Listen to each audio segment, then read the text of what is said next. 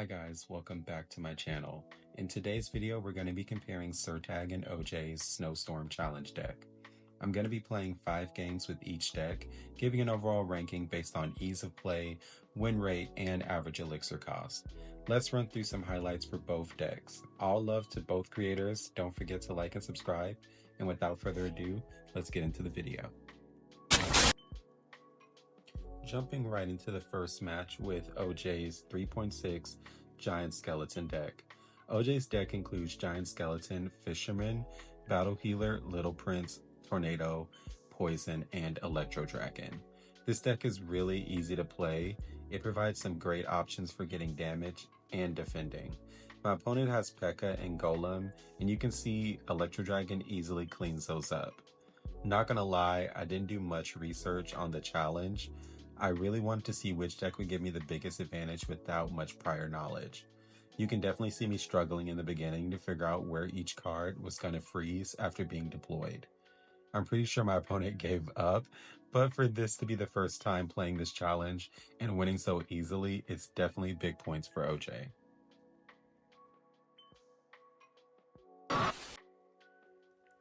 Here's my second highlight from OJ's deck. You can see I was really down in damage and having trouble connecting to the tower. My opponent had a Fireball, Mini P.E.K.K.A and Magic Archer, which completely shut down most of my pushes.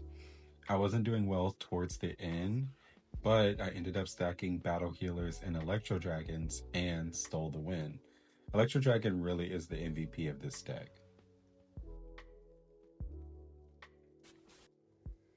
Here's my only loss with OJ's deck. My opponent had Mega Knight and it really caught me off guard. It definitely was a skill issue on my part because I certainly could have defended, but I still lost. So that's a 4 out of 5 wins for OJ. Here's my first match with SirTag's 2.8 Elixir bait deck. SirTag included Skeleton Barrel, Goblins, Cannons, Skeletons, and Little Prince. Oh, and Rocket. This deck definitely has a different feel and play style. The fast cycle lets you continually send out annoying bait like Goblin Barrel and Skeleton Barrel, but the cannon defense doesn't always hold up against Goblin and other tanks. It's definitely a fun deck to play, but unfortunately my first match was not a win.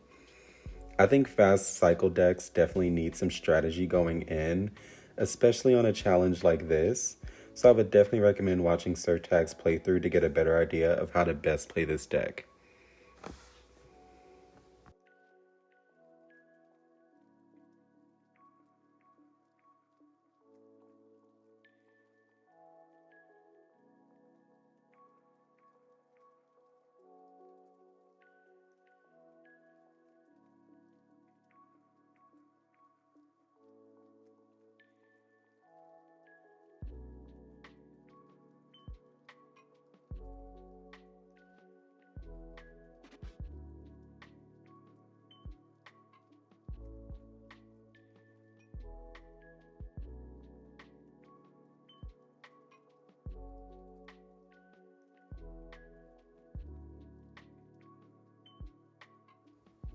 Here's my last bit of gameplay with SirTag's deck. Honestly, this was a great win against Expo. Love to see it. Definitely this deck has a lot of strengths, especially with the amount of spam that you can get on the board. Things like Mother Witch, Fireball, Log, any small spell can really shut you down super quick, and you'll see a bit of that in this game as well. But I was able to get the win in the end, and I guess that's all that really matters. Overall, SirTag's deck had a 3 out of 5 win rate. But I'll talk to you more about that in the next segment of the video.